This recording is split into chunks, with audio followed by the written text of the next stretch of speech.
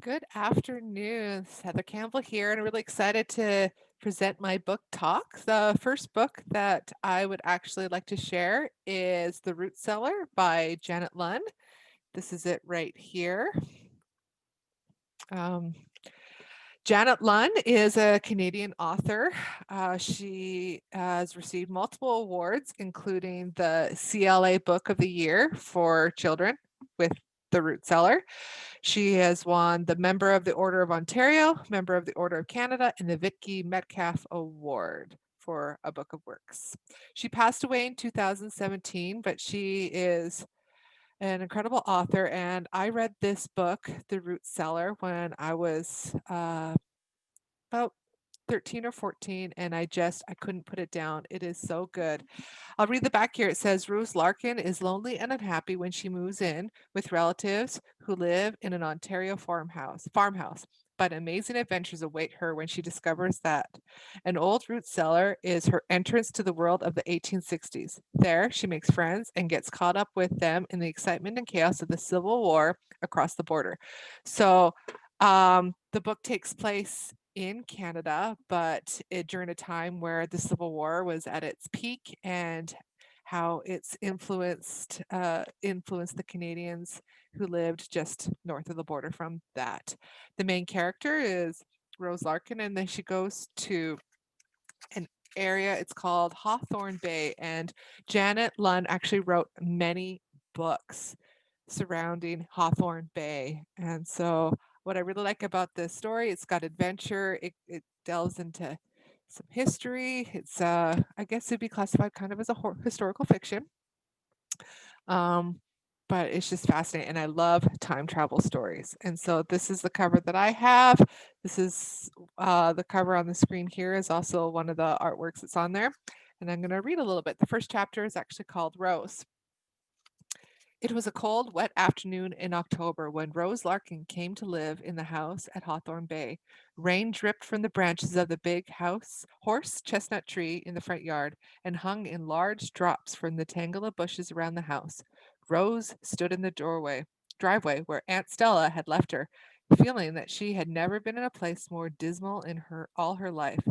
Its bleakness seemed to echo her own sense of being completely abandoned in the weeks since the death of her grandmother. She had been shipped from relative to relative and finally delivered, like a package, she thought bitterly, to an aunt and uncle she had never seen. Rose was an orphan. Her mother and father had been killed in a car crash when she was 3 years old, and she had gone to live with her mother's mother in New York City. Her grandmother was a businesswoman who traveled all over the world, an austere woman, more dutiful than loving. She took Rose with her everywhere she went, which meant that Rose spent as much time in hotels as she did in their apartment on the upper Fifth Avenue of New York. Grandmother did not believe in schools. They teach only what's fashionable, and that's not very well, she snorted. So every evening from the day Rose was 5, they did lessons together. Every morning she had to do homework. Every afternoon she was free to do as she pleased. Um, that's kind of how it starts. So it kind of draws you right in. It's like the sad forlorn child who is orphaned. Then her grandmother passed away, and she's left to live with relatives that she doesn't know very well. And there she sees this root cellar that kind of has this power, and she gets kind of drawn into it. So for a full second, Rose stood frozen, her heart beating frantically. She did not notice that her overnight bag had slipped from her hand. She leaned against the pump handle, and as the shock wore off, she could see that the eyes were not floating in space. They belonged in a small, sun-browned face, as wrinkled as an apple's doll. The mouth was turned up at the edges, and the nose was so small it almost disappeared into the wrinkles. The eyes were like dark moons, blinking and staring at Rose in obvious disbelief. As Rose stared through the window, the whole face crinkled up in a smile so bright it seemed as if the sun had come out, and then it disappeared. In an instant, an old woman appeared from around the corner of the house. She was small, not much taller than Rose. On top of her apple doll face, her white hair, the color of old ivory, was neatly wound around her head in two thin braids. She was dressed in a cotton print dress that reached almost to her ankles, with a flowered apron over it and a large knitted gray shawl around her shoulders. She was the oddest looking person Rose had ever seen. I see you come back, the old woman smiled. I didn't mean to scare you. Shyly, she reached out and touched Rose on the arm. Rose jumped back nervously. I beg your pardon? You come back. I beg your pardon. I think you must have made a mistake. I've never been here before. Oh, Rose! For a moment, the old woman looked at her sadly. Then a light of understanding came to her eyes. I see, she said slowly. I see. You only just come now. Then you don't. Of course you don't. Oh, Rose, now I've done it. She stopped and looked around her apprehensively. I suppose she must be senile, Rose decided, like old Aunt Prue. In a minute she'll start shouting and throwing things.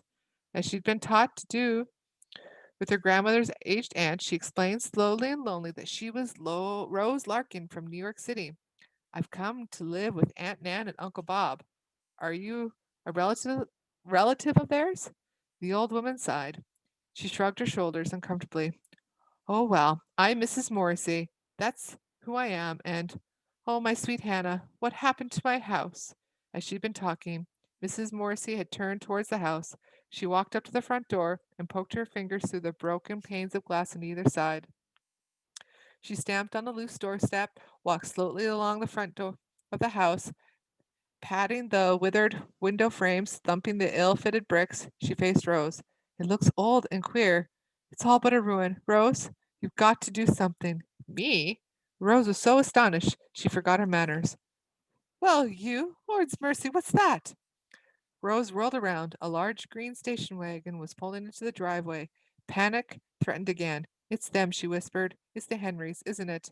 She turned back towards Mrs. Morrissey, instinctively seeking support, but the old woman was not there.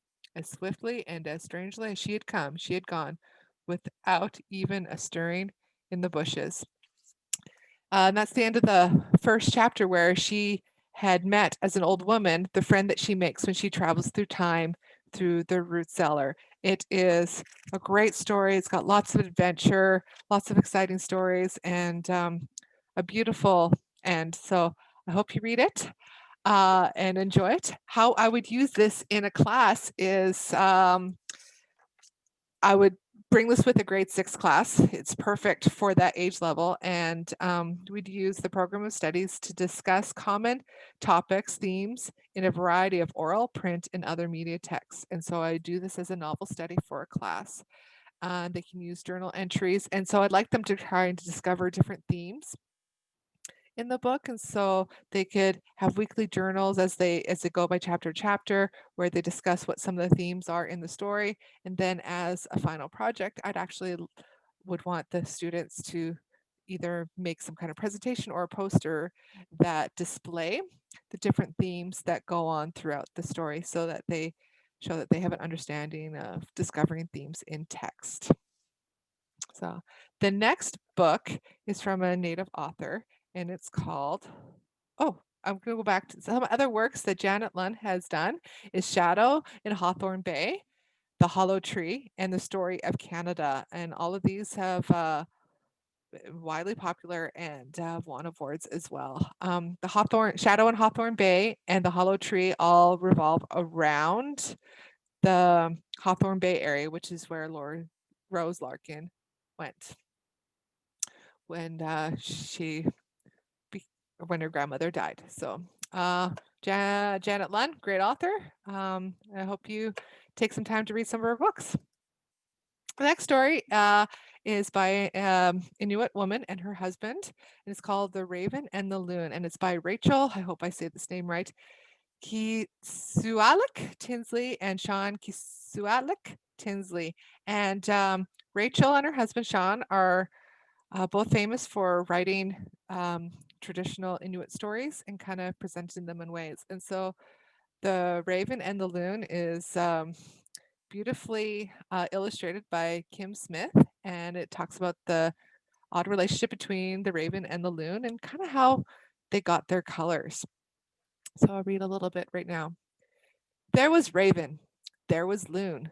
Both were plain white. They were stuck without color. Raven hated anything boring, and without color, he bored even himself. He flew back, he flew forth. Really, he was trying not to go crazy with boredom. And then he spotted Loon's igloo.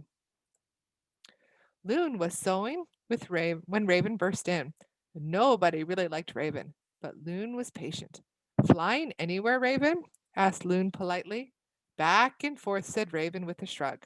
But now I'm here. I'll keep you company. As usual, Raven talked and talked. Loon sewed. She listened until Raven ran out of things to say. Bored, Raven pointed to Loon's sewing and said, I could do better than that. Loon grew angry at Raven's rudeness. Loon was about to shout at Raven, but then Raven suddenly said, Wait! I'm brilliant. I know what we can do for each other. I'll make a pretty coat for you, and you make one for me. Yes? Loon had to admit that her own coat bored her, so Raven took Loon's needle and her precious stone lamp. Raven used his magic. He dipped the needle in lamp soot. Sit still, he told Loon. Loon sat while Raven painted her with magic strokes. Wherever the needle touched her feathered coat, the soot left amazing patterns. I'm beautiful, Loon cried. Once the painting was done, she turned in a circle, loving her new coat. The story kind of goes on with some conflict between Loon and Raven, and it's it gets kind of funny. It kind of shows how the Raven became all black and the Loon with the different patterns. And I'm not going to tell you how it ends, but this is the last page, which is really kind of sweet and cute. So don't judge Raven and Loon too harshly. After all, none of us were there. What's said about them might just be gossip. And at least Loon has her pretty feathers, and at least Raven, well, he's never bored. Um, I love this story. When I read it, it was very enjoyable to read, and I think lots of different ages would be able to enjoy it and to be able to get an introduction into Inuit culture or First Nations culture to the point where they can see a lot of their belief systems, how through their stories they're able to show what they believe, how certain animals got characteristics, how certain spirits affected certain things. And so I think it would work really well for the grade 2 curriculum to respond to text. And so model own oral, print, and other media text on familiar forms. And so I thought that the class, a grade 2 class, could discuss the things in the world that can be explained with other ideas. So they can either do some research or talk with other people, maybe get some other traditional stories from Aboriginal people and create a story or recreate a story of how things came to be, and they could illustrate it, draw it, or make a poster. I love using art when presenting information because I think it's a great way for children to express creativity and to show their understanding of certain topics. So that's how I would use that story in the classroom. I really like the story. There are a few other books that are written by both Rachel and Sean. How Things Came to Be, it's Inuit Stories of Creation. Then there's also Scralings, which actually won a few awards. Tana's Owl and Lessons of the Wolf. And so these are great stories that I think you should look into and enjoy the authors. I hope you enjoyed my book talk and that I piqued your interest into something new, maybe something you've never read before or understood. And have a great afternoon.